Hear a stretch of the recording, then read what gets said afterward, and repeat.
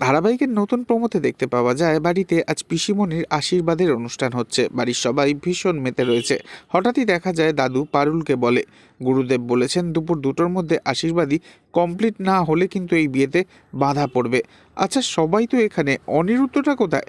তখন কথা শুনে পারুল চমকে ওঠে আর মনে মনে বলতে থাকে, বুঝেছি, তীরপিণ্ডেটা ভুল বুঝে স্যারকে কোথাও আটকাই রেখেছে। আমাকে যেভাবেই হোক স্যারকে উদ্ধার করি আনতে হবে।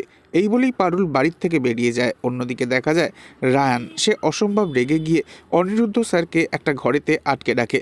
অনিরুদ্ধ স্যারকে চেয়ারে বসিয়ে হাত পা দড়ি দিয়ে বেঁধে দেয় আর বলতে থাকে, পারুলকে বিয়ে করার খুব শখ না? 2টো অবধি এখানে চুপচাপ বসে থাকবেন, ব্যাস। অন্যদিকে দেখা যায় শিরিন আজ বাড়ির গেটে বোম ফিট করে রেখে দেয় লোক দিয়ে।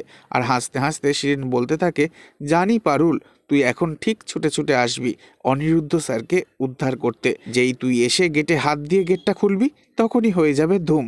ভয়ঙ্কর বিপদের মুখে পারুল। পারুল কি পারবে শেষ পর্যন্ত শত বাধা উপেক্ষা করে রায়ানকে সাথে করে নিয়ে পিসিমণি আর অনিরুদ্ধ স্যারের বিয়েটা দিতে?